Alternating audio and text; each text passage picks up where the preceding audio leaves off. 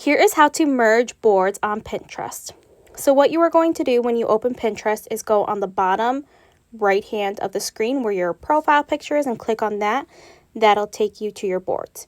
You are then going to click on whatever one of the boards that you want to merge. So whichever one is fine. So I'm going to click on one here.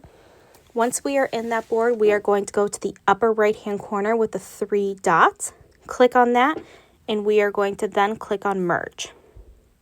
When we click on merge, it'll give us the option for what our boards are, and we can click on whatever other board that we would like to merge it with. So we're just going to merge it with this.